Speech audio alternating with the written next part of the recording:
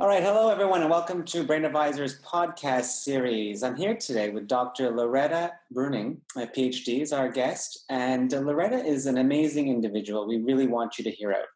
The short, simple version is that she teaches about brain chemicals that make us happy, and we love to know about that. And she does this through a lens of mammalian brain studies. I think that's extremely interesting. By looking at our closest ancestors, her research spotlights key findings about how our brain chemistry works for us all. She has authored several books in her field of research, and her latest, Habits of a Happy Brain, Retrain Your Brain to Boost Your Serotonin, Dopamine, Oxytocin, and Endorphin levels, is what we're going to explore a bit more in this podcast. And of course, if all of this brain science isn't impressive enough already, please allow me to compliment that Loretta's experience is also as, well, at least this is more for our managers, our senior executives who are listening. Loretta holds 21 years of teaching MBA management at California State University, East Bay, under her academic belt. What's most important is that you moved from academia and you moved into your own passion space where you developed and founded the Inner Mammal Institute in 2010. Thank you. I hope everyone welcomes you today as a mother, professor, speaker, author, and blogger. Something interesting, a couple little points. I see your maiden name is Graziano. So you have a bit of an Italian heritage as well? That's yes, 100%. Sicilian, if I remember correctly from the blogs? Yeah. 100%. Awesome. And I noticed you spoke French. So coming from Montréal, je trouve que ça c'est très intéressant aussi. Merci. J'ai vécu en Afrique français et j'ai pratiqué un peu là et je pratique toujours ici. Ah, that's wonderful. So intriguing. I can't wait to get into this podcast. So welcome. Now, shall we get started? Oh, I have a lot of questions to cover. They're all really interesting. But first, I'd like to start with maybe a bit of history. So can you give us maybe a bit of a walkthrough for our listeners online, where your background comes in reference to the maybe the research world and possibly your journey through management and what's led you to where we are today? Well, that's a lot of unrelated pieces that say that I connected the dots. So it's not the usual story maybe that you would hear in academic research. So first, like everyone, I had ups and downs of my own. And so I read a lot of sort of self-help type psychology books. And I was able to get through quite a lot of them because I listen on audio. So that's how I stumbled on lots of individual examples of animal brain chemistry, parallels with human behavior, but no one connected the dots. No one put them together into an animal model. They were all used to explain isolated examples. And while I was reading this, I was having human motivation issues with my family and my students. And the normal theories of motivation we often hear about, I now call it niceism, which is that if you're nice, then people will do the right thing. And niceism doesn't work in the animal world. And so it's so easy to see in the animal world that a behavior is learned when it's rewarded. I know this sounds like old-fashioned behaviorism and it's out of style, but the bottom line is that... Now in the background, ringing. Yeah. But if you reward an unwanted behavior, then you get more of the unwanted behavior, right? So this is sort of what happens a lot. But that's only one small part of it, because all of the other brain chemicals have different motivation powers that are widely overlooked in the niceism view of life. Can't wait to explore these brain chemicals in more detail. And from what I've researched as well, we see that we have the dopamines to be looking out for. We have serotonin, oxytocin, give myself a big hug there, endorphin, and the one that we don't really like to have, cortisol. Yeah. So how do they all play in our brain all at the same time through our 9 to 5 work hours? Well, here's a simple thing. In the animal world, you don't just get them for no reason. Animals never know where their next meal is coming from, and they're always foraging. They're also always sort of focused on reproductive opportunity because that's what made our genes be here today. So in the animal world, a happy chemical, a chemical that feels good, is released when you take a step toward something that meets your survival needs. And an unhappy chemical, cortisol, is released when you see a potential threat to your survival. So if you think of the senses constantly taking in information and the core brain is constantly evaluating that information as either good for my survival, take a step toward it, or bad for my survival, withdraw from it. So the quirky part of this is that our brain defines survival in an unexpected way. First, it cares as much about the survival of your genes as it does about your present physicality. And second is it defines survival with neural pathways built when you were young. And we don't really like to hear that, but it's so obvious. It is obvious. And what sort of a range are we looking at? I always think like 8 to 14 range. It's before 8 and during puberty. So before 8 is when we build the core of our neural infrastructure. And the way to think about it is that in the state of nature, if a creature's parents die, then usually that creature dies, despite all the nice life. So nature is in a hurry to build the core of your brain. So in the animal world, a childhood is very short, a month, a year, 4 years for a chimpanzee. It's dependent on its parents. So the fact that we get 7 years to build that core is a long time in the state of nature. And the idea is that in our ancestral times, if your parents died when you were 8, that you'd still be able to survive by sort of finding other support systems. Now, during puberty, that all changes because in the state of nature, animals always find a way to avoid inbreeding, and it involves leaving home. And I'm grossly oversimplifying a lot of information. So when you leave home, you need to rewire yourself because you need to find a new way home in the dark. You need to understand new survival skills. And for humans, you move to a new tribe where you have to learn new faces, new customs, and a new language. So that's why our brain is good at rewiring itself in puberty. And from the modern human perspective, that means anything that happened to you during those years gets to become part of your core neural circuitry. So it's not just your early influences, but then it's the influences of your peers and whatever else happened in that time period. Mm-hmm. It's all about when we're young. It's this breeding ground of what's to come. And I'm sensitive. I don't yet have a family of my own, but I'm so sensitive to everyone out there, especially knowing the personalities that I would have interacted with on a day-to-day basis in the office, and knowing that these personalities are then going home to raise their children, and how much of that is being taken home, how much of that is being dumped into their family setting, and you can imagine. So I might just mention, because people often have a bad idea about their early circuitry, and they think that we can always learn. And that's the currently popular view, is we can always learn. So I should just say a word about that. We can always grow new neurons. This is the current debate now. BrainAdvizor, we love that. Yes. And we can always create new connections between our neurons. And of course, that's the whole purpose of my work. But the bottom line is, what makes a superhighway in your brain is myelin. And myelin is like a fatty substance that insulates neurons, that makes them go at super speeds. So anything you do with your myelinated neurons feels easy. So for example, any language that you learn during your myelin years, which as I said is before 8 and during puberty, you learn easily. So that's why, sometimes you work really hard at learning something and you stumble, but you see some little kid can just do it effortlessly. So it's just because they myelinated those neurons when they were young.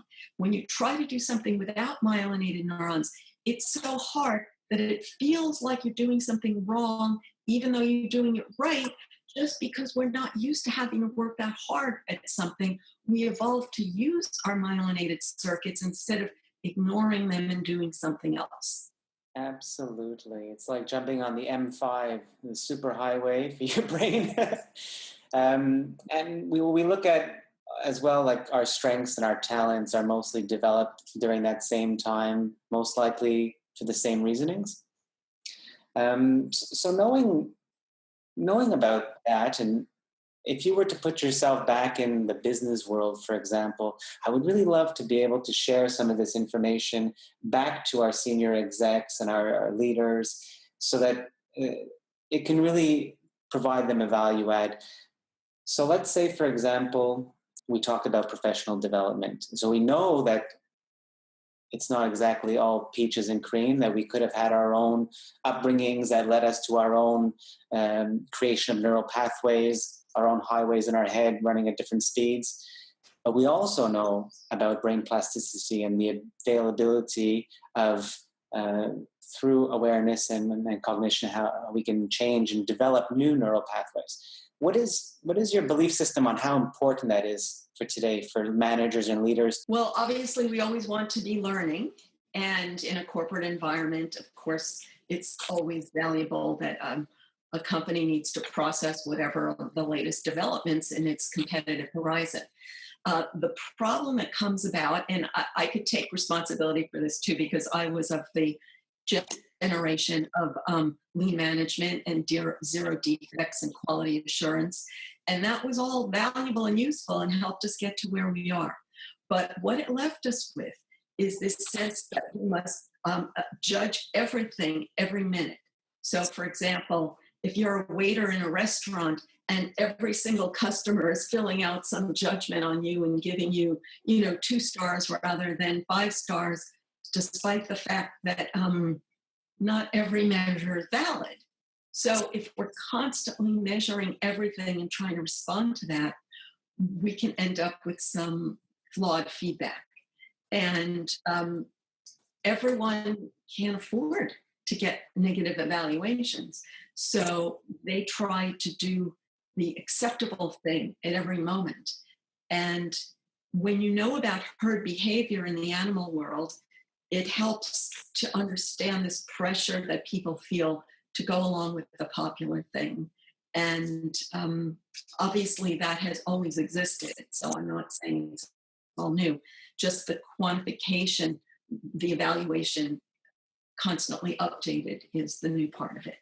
So let's talk, we'll get to all the happy chemicals, but let's start with this oxytocin, which causes herd behavior. Just to interject for a second for our listeners, when we talk about herd behavior, if I'm not mistaken, we're talking about a process of groupthink, where everyone's jumping on the bandwagon together. Yes, and also having fear when they separate from the herd. It's very important, yes. So like keeping up with the Joneses, don't rock the boat. Yeah, well, let's say that you think the way something is being done is not right, but if you do it differently, you may get a negative evaluation. So until the herd does it differently, it's risky to do it differently yourself. Thank you for clarifying that. And what happens when the herd runs through? Well, so here's the thing. Oxytocin is the brain chemical that makes us feel good when we're surrounded by other mammals, because then we're safer from the wolf or the lion. Mm-hmm. So all of these chemicals, like I said, they're studied in one context and people don't always get the big picture.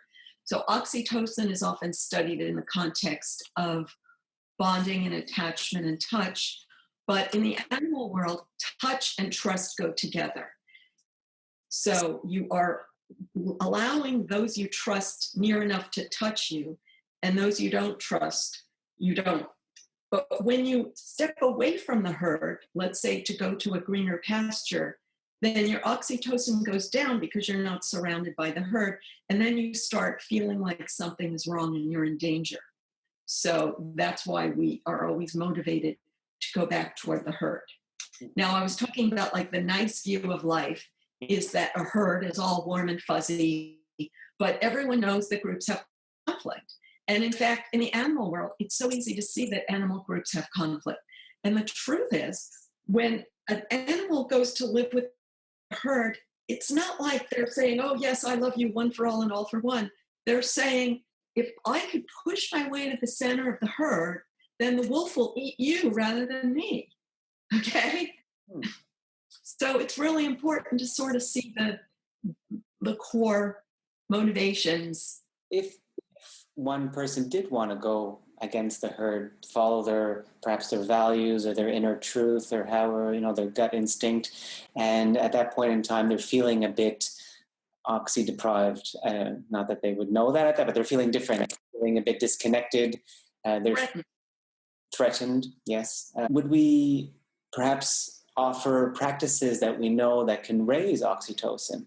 Try to find that other herd that you were going to go towards and embrace them so that you replace your oxytocin. Okay. Yes.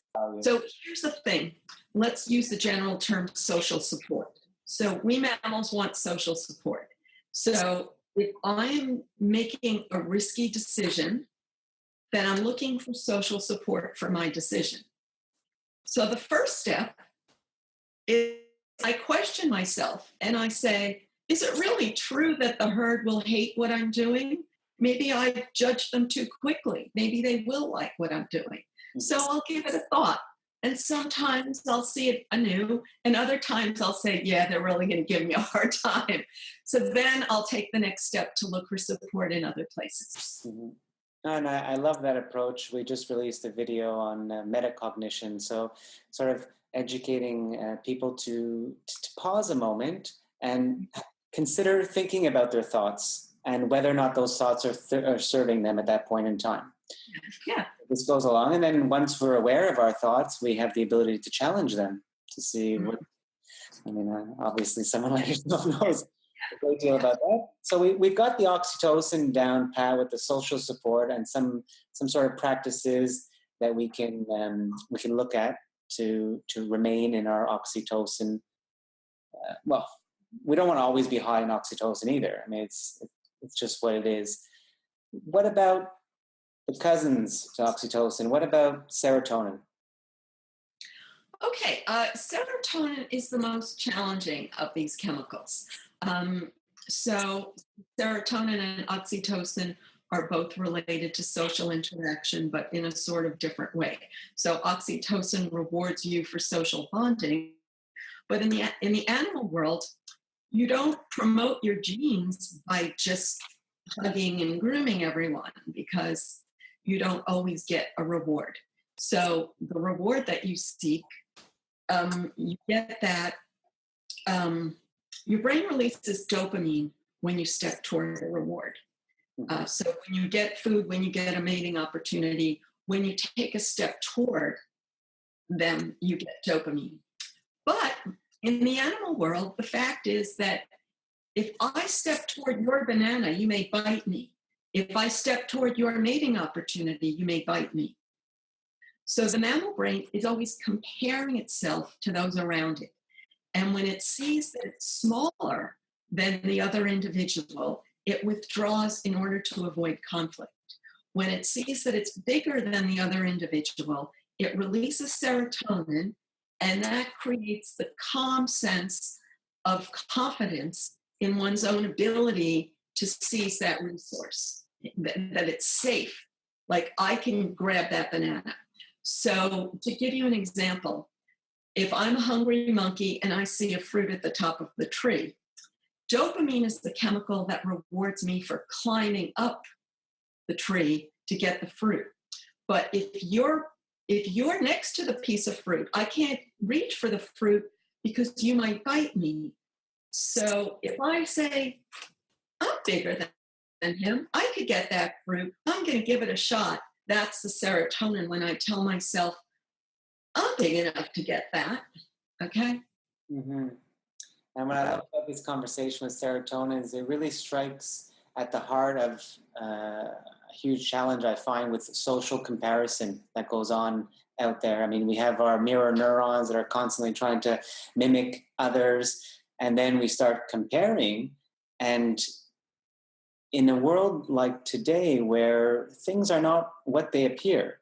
I mean, I have a green screen behind me. If I wanted to at any point in time, I can put Las Vegas behind me and you would possibly perceive that I'm there, compare yourself and feel bad that you're not there, when in reality, I mean, it's not. And we see this with all the graphic design that goes out, all the sort of editorials of things only putting out what you want to see. And I know from my experiences in the corporate world, the full story doesn't always come out either. And to compare things is quite challenging.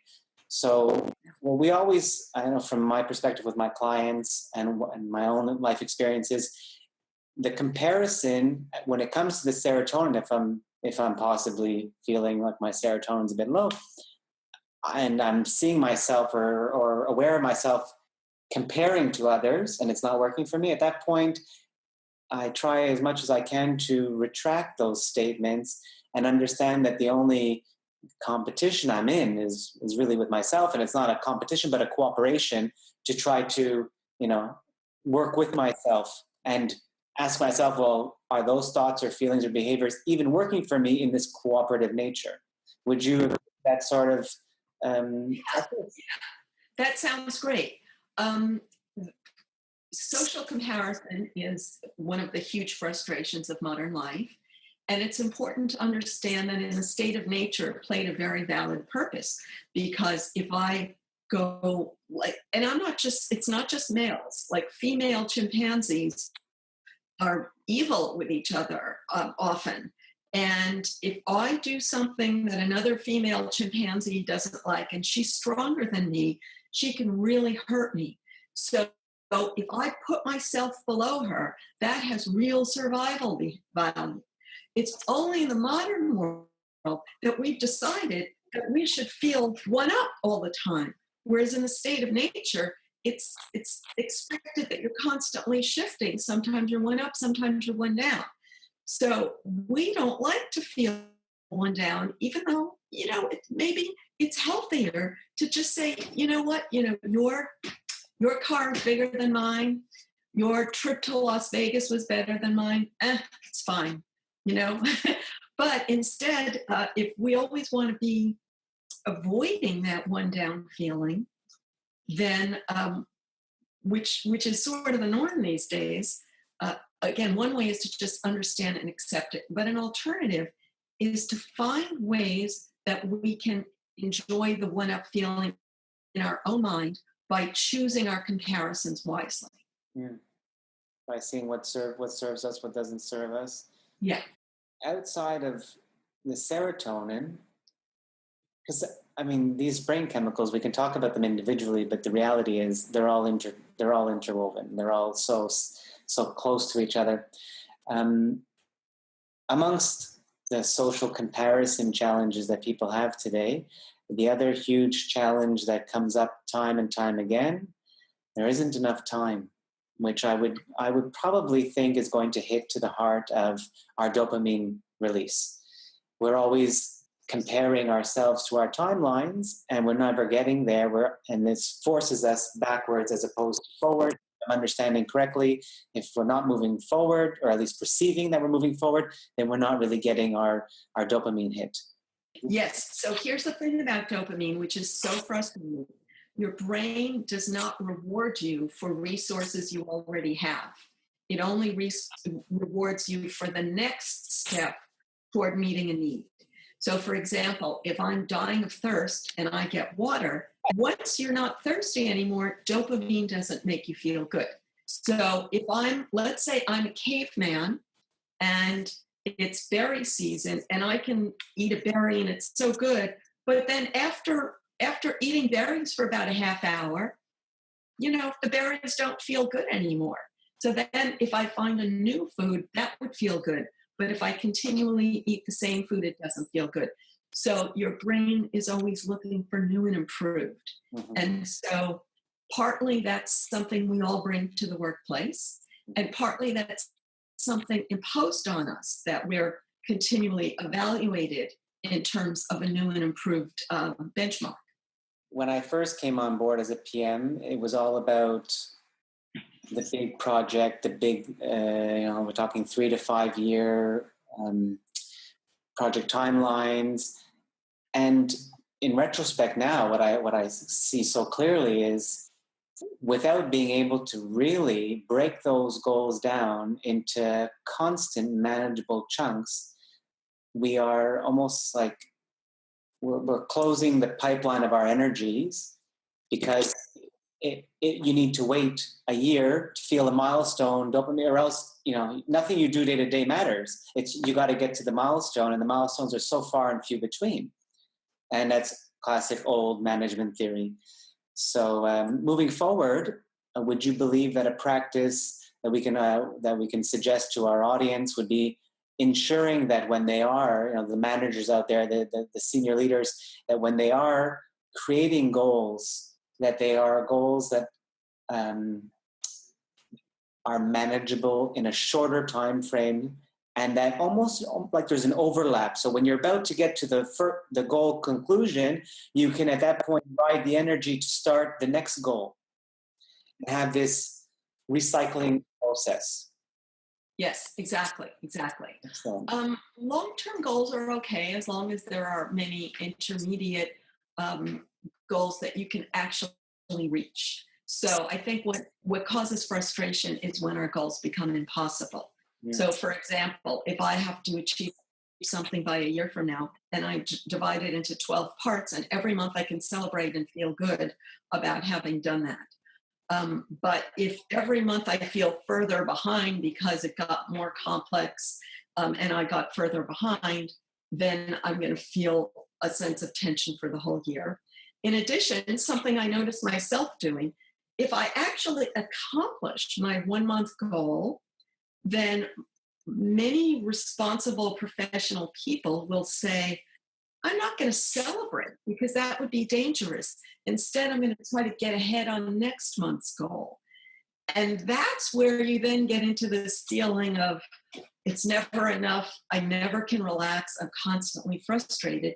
And then I say to myself, wait a minute, I made the choice to try to get ahead rather than to celebrate. No one forced that on me. So I can acknowledge my power to say, you know what, I did enough for this day or week or month or even hour to say, you know what, I worked solidly for an hour. I'm going to take 5 minutes off before I drive myself nuts. Yeah.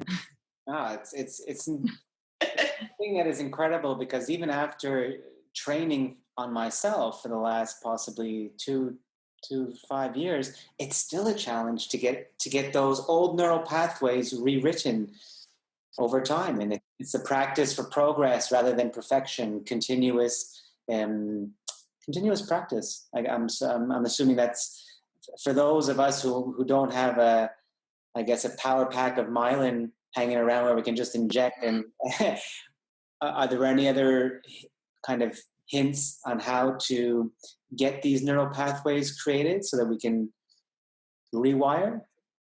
Well, it's all about repetition. Okay, so repetition is what builds the neural pathways. What did you say? It's all about repetition. Oh, it's about repetition. However, I have a list of tools at the end of my book. Another one I call grafting, which is if you can graft a new positive behavior onto an old superhighway. So there's something I already feel good about. I can associate that with something new. So for example, if there's a certain aspect of your work that you just hate, that you know is going to put you in a bad mood, then if you could do something small that you enjoy before it and after it. Now, this is what many people inadvertently do with a lot of bad habits. So let me just use a simple example, like a cookie. You know, if I have a cookie before the icky job and a cookie after the icky job, and then the next thing you know, I'm having a cookie during the whole icky job. So that's why we have to learn to use our rewards very strategically. Otherwise, we overdo them. Mm-hmm. And I love that analogy you brought up because I don't know if people are aware, but when, let's say on music channels or radio stations, when they want to introduce a new song that might not be, the next number one, but they want to sort of force it to number one, they're going to sandwich it in between two number one songs. There are powers out there that know exactly how the mammal brains work. And hopefully through podcasts and education such as this, everyone can start to understand that these little tricks are needed to help us all out. What about back to the dopamine again with reference to, so specifically with time, is there something we can offer to help our listeners? I know I get it a lot from the senior executives. There isn't enough time. But it's not just that level. I mean, I hear it, friends, family, colleagues. It's like time poor is everywhere. So we know that this is the absolute opposite of living in the moment, being present and mindful. And my understanding is if you feel that you don't have enough time right away, you're receding into your primitive part of the brain and you're acting out of scarcity, at which point you're not using any of your executive functions to probably think properly. What can we do to get people back into a state of there is enough time? I mean, is it because that they're taking on too much? What do you think? Yes. Realistic expectations is the subject of my new book coming out in November. It's called The Science of Positivity, and it's about how to create positive circuits.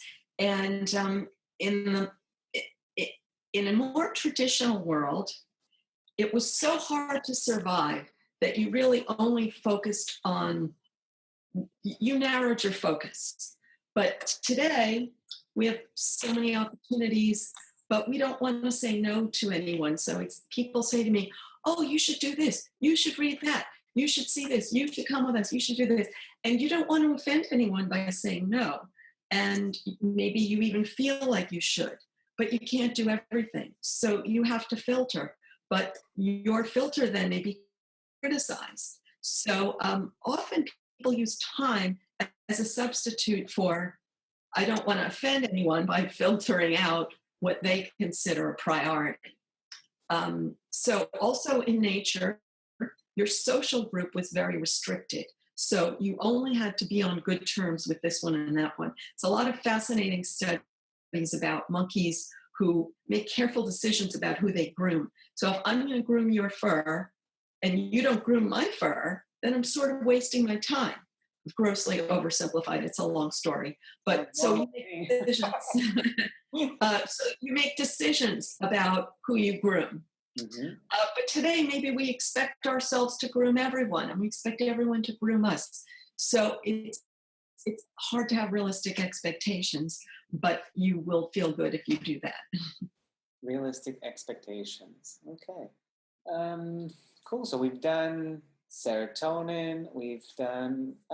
can I step back to serotonin just 1 second, only because I would want to know if you've ever come across in the research on gratitude. I'm a big fan of gratitude, and I can't help but feel that my serotonin levels would increase when I am in a state of appreciation. Did you ever come across that? Like, is gratitude exercises something that you would perceive as increasing levels of serotonin? Yes, but the way I think of it more from the dopamine perspective, in the sense of dopamine is this feeling of, I got to get the next thing, I got to get the next thing, I got to get the next thing. And dopamine is, well, I already have that next thing. I already have it. I've already gotten it. Mm-hmm. So you can allow yourself to have that sense of reward. Okay, so you see it more as dopamine than serotonin. Yeah, well, let me think about it. I mean, serotonin is that one-up feeling, or the feeling of getting social recognition. So, but it's more social. So it's not recognition of. So possibly at that point it would be gratitude in reference to the social recognition, like I'm feeling really appreciative of where I am with my business at this point in time amongst my colleagues or whatnot. Could it be more like that? Yes. So for example, so here's a good way to think about it.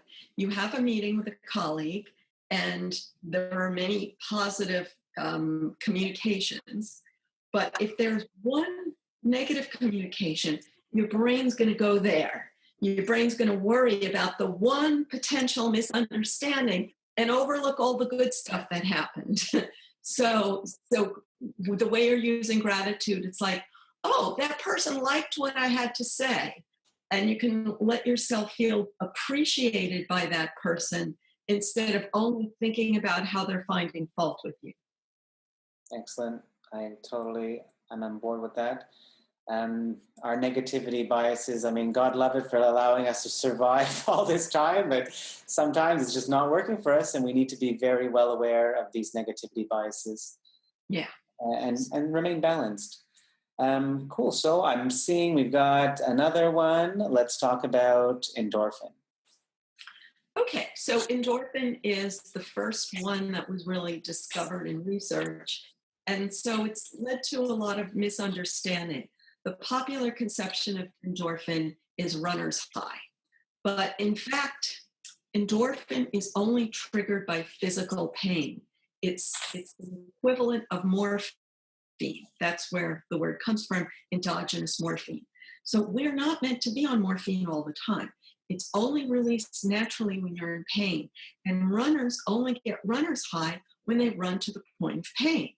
Now, if you do that every day, you're going to hurt your survival prospects rather than promote survival, which is what you may hear people referring to, like being addicted to that workout, whatever it is. So there's two ways to look at this. One is to just be grateful that endorphin is available for emergencies instead of thinking that you have to trigger it all the time. But the other is to be satisfied with a small trickle of it. So you get a small trickle of it from your routine exercise, stretching, and even if you're sitting too long, just getting up and stretching your legs, and laughing. So laughing stretches your insides in a way that they don't usually work. So that just for a little bit, that gives you a little bit of the feeling. It wakes up the diaphragm. Yeah. Use it in new ways. Yeah. No, laughter is great. I mean, even from a dopamine perspective, I think does it not engage as well with giving any kind of dopamine hit? I mean, when you're laughing so good, or is it mostly the endorphin you're getting? When you go through a complete belly laugh and you can't stop and you feel great, what is really happening at a chemical level in your brain? Well, the belly laugh part, I think, is endorphin, is the physical activity. The other thing, I'll look into your dopamine idea, but what I think of it as relief of cortisol, which is relief of fear. So that the core impulse of laughing is relief of fear. So we often have a sense of threat, and then when you either relieve your sense of threat or you watch someone else encounter a threat and push through it, like saying something socially inappropriate would be an example. That would be a release of fear. And that's when anything that makes your cortisol fall by releasing. Cortisol is fear, and releasing fear is the highest priority of the brain, because in our brain, avoiding threat comes before seeking reward, because a threat can kill you in a second. So avoiding a lion is more important than getting a banana, because you could always live another minute without the banana, but you can't live another minute if the lion's on your back. Can we rest on this point? Because I think it's such a pivotal point. Now, if we're looking towards a social evolution, then are we meant to train our brains to kind of, if not reverse, but at least sensitize that it's not always about avoiding threat and that it is about eating the banana too? Yeah, good question. So the way I would say it is we're not necessarily as threatened as we think we are, but we are automatically designed to scan for threat. So we make a decision about what counts as a threat.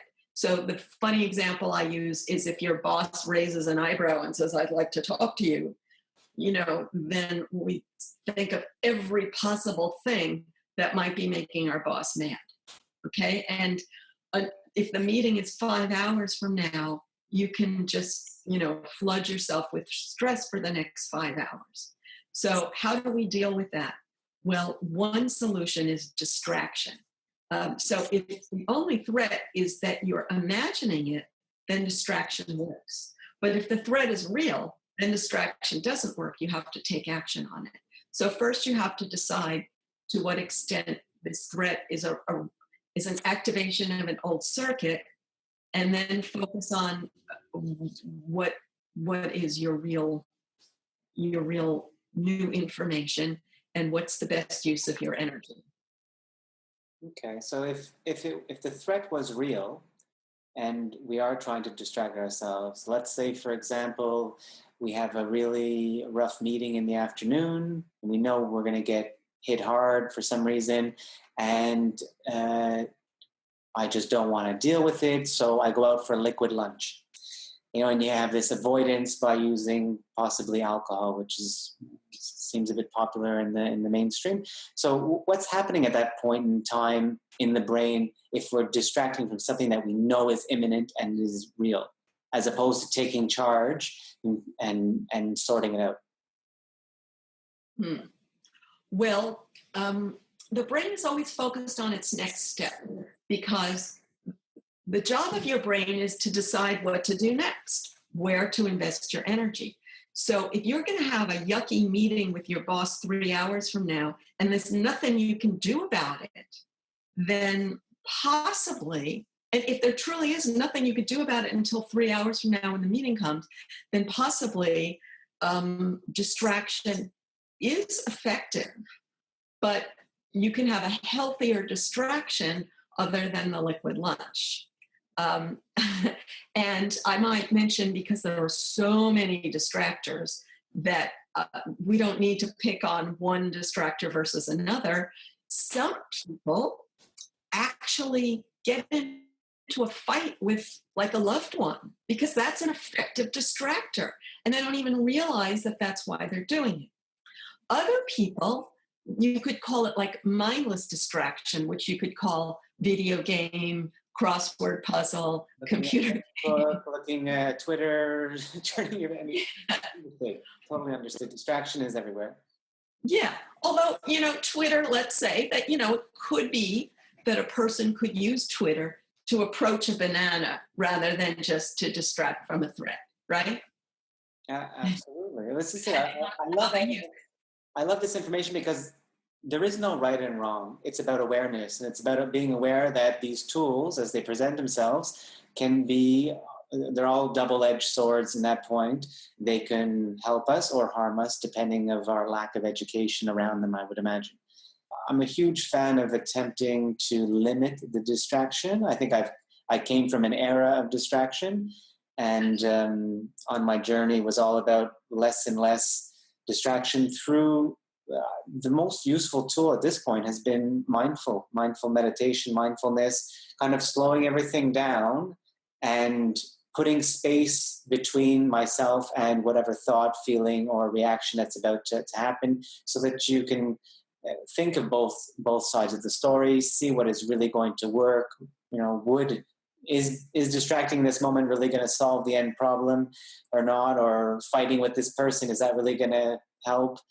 And to me, that's been the most. And I'm curious, I don't perceive that our early ancestors would have been acting out in a way that would be considered mindful today.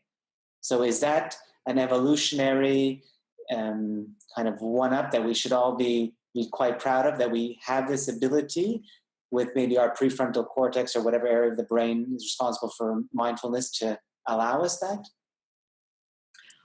Yeah, I think so. I just wanted to mention, in terms of the distraction you were talking about, and slowing down, that what relieves a sense of threat is that you come up with a next step and you have confidence in your next step. And of all the many, then your brain will just focus on the next threat. And then you think, oh, well, what's my next step for that threat? And then have confidence in your next step. So as long as you're sort of up to date and like confidence in your next step on every threat you see, and not over exaggerating the threats, then you can secure.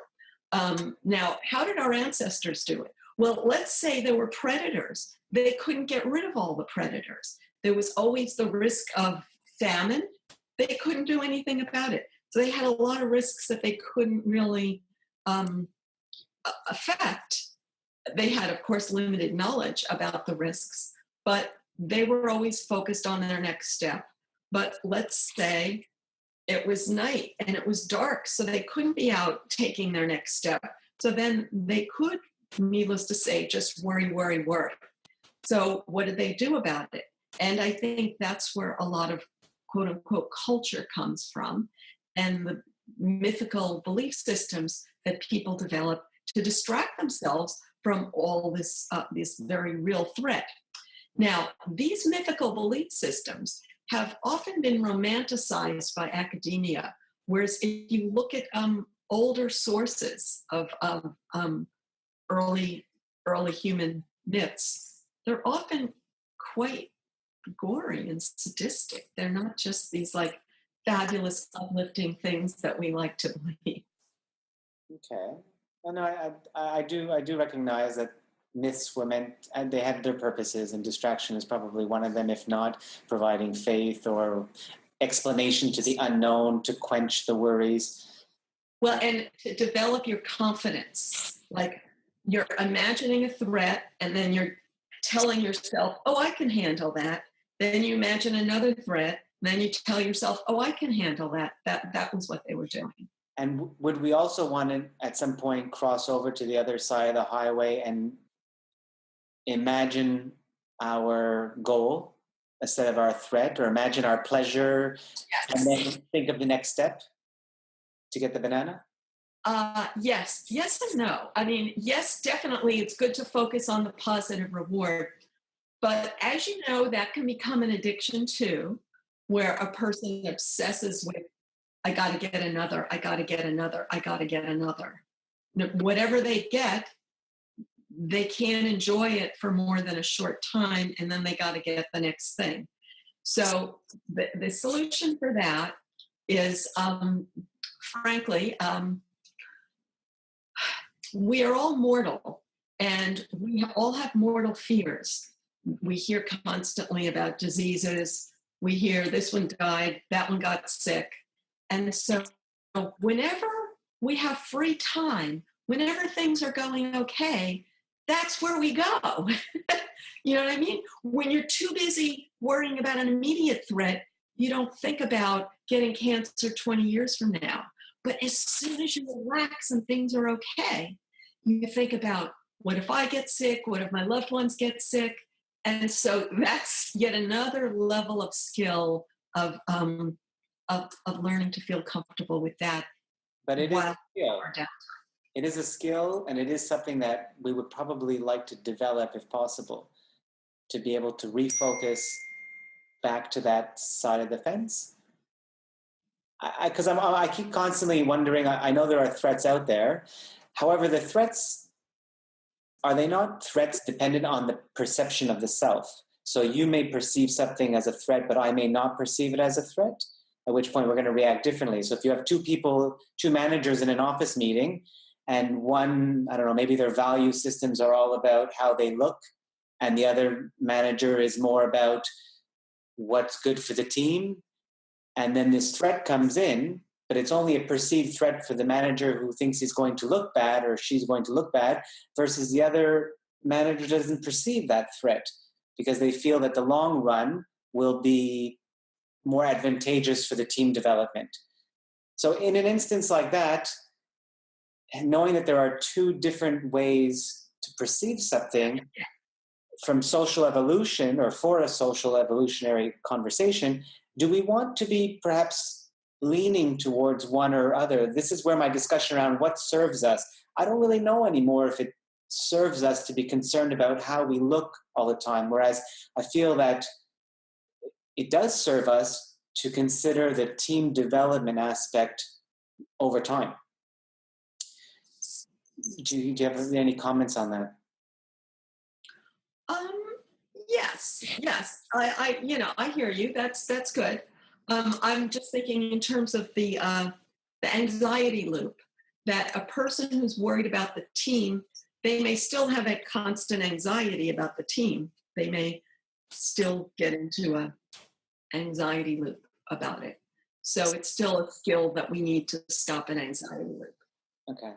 And no, I do perceive, like, what I'm hearing, the big ticket item is that, like our negativity biases, our brain is wired to avoid threat at a higher priority than to reward or to seek out rewards. We want to first diminish the threats. So as long as we can focus on that and feel, or at least perceive, that we've dealt with our immediate threat, then that opens the doorways to move on to looking for opportunities. Thank you for exploring those four. How about we look briefly at cortisol? Now, we talked about it. Cortisol is not the really nice brain chemical that we want to have. I know my body hates it. So enlighten us about cortisol and how we can hopefully eliminate or limit it in our experience. So here's the thing. Cortisol is a very general signal that there's a threat. And then your brain is designed to look for more information about the threat. And once your cortisol starts and you look for information, everything looks bad to you because you're already in the mindset of looking for something bad. So the skill is, once your cortisol is triggered by whatever, it's not a good time to start a new project, or any work you pick up at that moment. You're going to end up feeling bad about it and putting it in the worst case light. So it's good once your cortisol is triggered for some reason, if you can do something that's not going to trigger more. And then it will just be metabolized in the next couple of hours. So what can you do that's not going to trigger more? It's like, well, doesn't sound easy. So what I do is I try to save up certain tasks that I know are non-threatening or even fun or just mundane, and do the non-threatening task during those anxious times. Mm-hmm. So if we took a step back, because this conversation always makes me laugh, I put out a video about check yourself before you wreck yourself, because it's in reality, it's like this. Something's happening to you, and are you even checking in to understand that it could be a reaction to cortisol that's coursing through your brain? So what are some of the telltale signs that people can perhaps have on their radar to even be aware that their cortisol level is rising? I don't think they have an iPhone app that's going to be like, beep, beep, beep, your cortisol is rising. They probably have one. But without that, what can you advise? Well, one thing would be a cascading of negativity. For example, this looks bad, and this looks bad, and this looks bad, and this looks bad. So anything you think of suddenly looks awful. So you then into a downward spiral, and everything is perceived negative.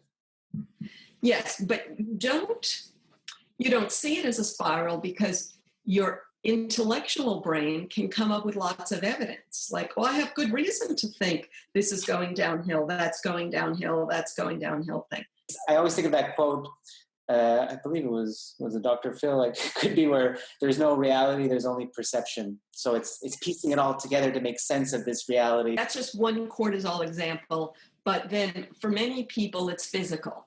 So they can actually perceive a physical tightening in one spot or another, and everyone sort of can become aware of their own patterns. Are there any more popular areas, perhaps like a chest cavity, or I know for myself, I recognize that my diaphragm will kind of tighten and my breathing will become more shallow, and my back will kind of come up, almost as if I'm going into a fight, flight, or fright syndrome. Is that also what's happening? Yes, and a simple way to think about it is if you imagine a starfish, and you're a starfish with your solar plexus and your diaphragm is in the middle and opening up outward, then you're exposed. And so when you feel threatened, is the opposite, is that the natural tendency of every cell is to protect and to ball up. So that involves a lot of crunching, and whatever spot each person notices that crunching, it's sort of a whole body armoring is the word. The arms come in, the defenses come up, and the openness. And even your spine pulls together. Animals only feel threatened when the threat is right there. But for most of them, like, they're threatened all the time. I use the example that when a lizard is out in the sun, it can be eaten alive any moment. But when it hides under a rock, then it dies of hypothermia. So it has to constantly go back and forth between the sun and the rock. And it feels threatened while it's out in the sun, but it feels threatened while it's under the rock. So it's constantly shuttling back and forth. So from the reptile, then the cortex grew bigger and bigger and bigger. And that allows us to solve short-run problems. And as we solve short-run problems, then we look further away to a more distant problem. And then we look to a more distant problem. And then we look to a more distant problem. So now today, most people are just getting themselves into a state of hyperplexy, worrying about problems 100 years from now without having like a shred of pleasure in the fact that their daily lives are quite safe. It really comes down to the balance, being aware of all of these factors that are involved in our brain, our cognition, and still always coming back to get the threat dealt with as quickly as possible so you can, enjoy the moment and live in that positivity. Well, and again, there will always be threats, because as soon as you get rid of one threat, you can come up. So it's just believing in your own ability to manage anything that comes along. My last question about this topic would be, I agree that there always will be threats. I think that's normal. Mm-hmm. However, I probably, whether it's semantics or not, I would say that there are opportunities. So in reference to, the sort of new paradigm, they're all learning opportunities, because they're not necessarily threats, as in a big Tyrannosaurus Rex that's going to bite my head off.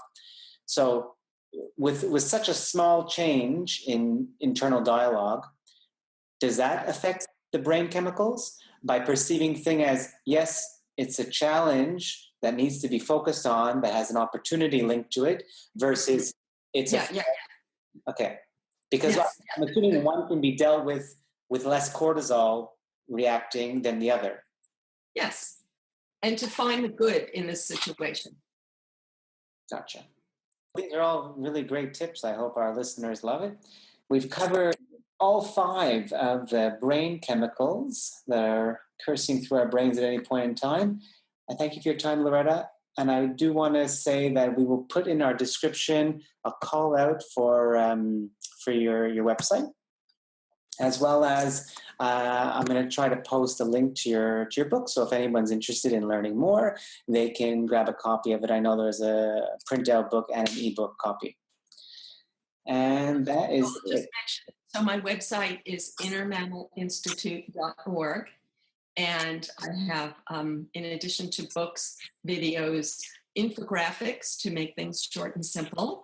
I have a 5-day happy chemical jumpstart, which is 5 messages that, as you know, and blogs, and also information to contact me. I believe that this information needs to get out there so that people have more awareness and more education. Great, thanks. Okay. Thank you so much, Loretta. I really appreciate it. Have yourself a wonderful day.